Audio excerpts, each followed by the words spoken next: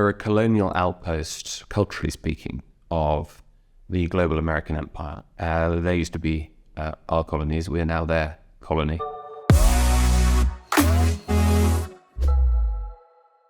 Well, we were delighted by how the first day went.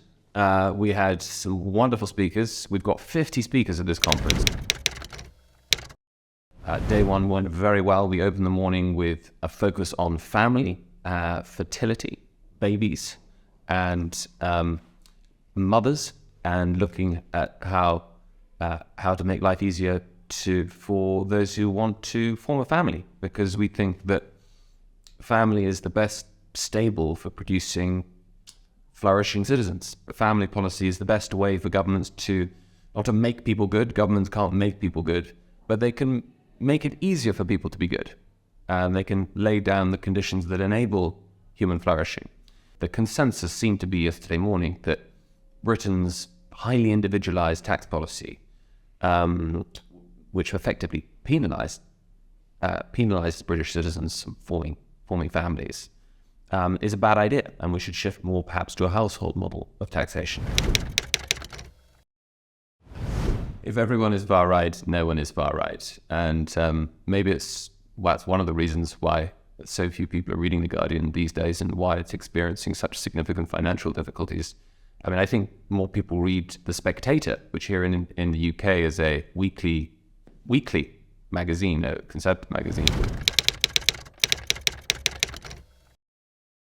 We're a colonial outpost, culturally speaking, of the global American empire.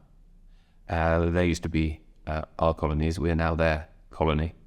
And so we pick up very quickly the mind viruses that they are now exporting on questions of gender and sexuality and race and so on and so forth. And that's a cultural phenomenon. So it's not something that government can do a great deal about, frankly, because it's a cultural phenomenon that comes from the bottom up. It's an emergent phenomenon.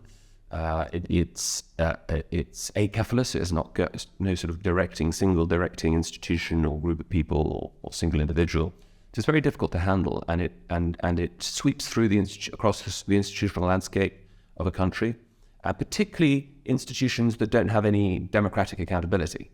And what's interesting about Britain is that the one institution that is responsive to the people, namely government, who's elected, is the least woke of all the other institutions that are not democratic, certainly compared to the institutions that are not democratically accountable, but simply easily taken over by determined middle-class ideologues.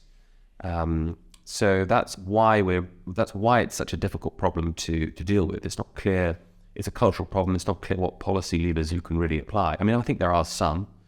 And I think that people like Glenn Youngkin, Ron DeSantis in the United States are leading the way for conservatives in many ways and showing, obviously things will differ, the sort of policy profile of each country and jurisdiction will differ a great deal. But the idea that, conservatives shouldn't just be critical of any kind of government involvement or intervention, but actually here in these engagements trying to resist the Cultural Revolution, there is clearly a case for government to express the will of the majority of an electorate to put the brakes on.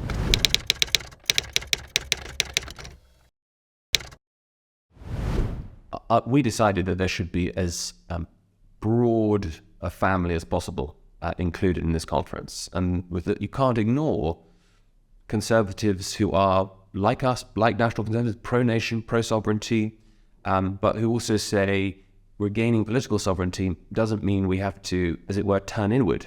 That is, we don't mean we have to throw up tariffs, trade barriers, and be skeptical about the power of capitalism to lift the most marginalized out of poverty.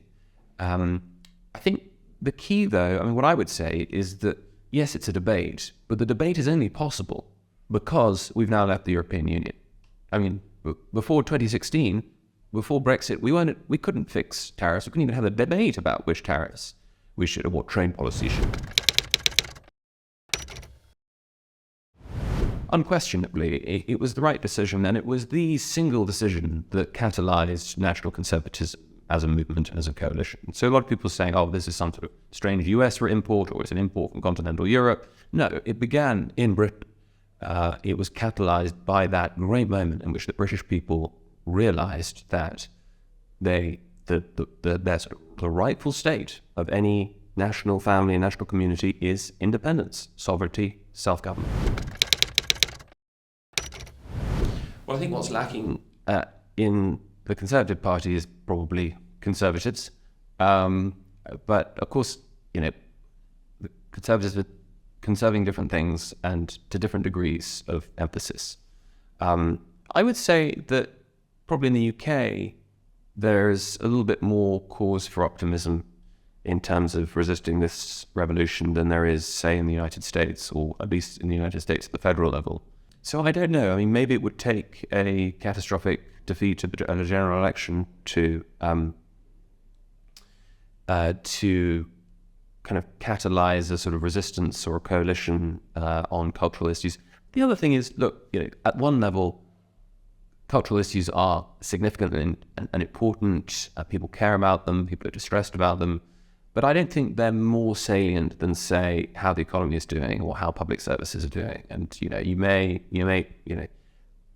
think that polling would suggest that you're going to much more likely, even if you are fed up with one party's view on, if you think one party is on completely work, if you still think that party is going to, help you get bread on the table, help you with the cost of living, then you'll probably vote for that party.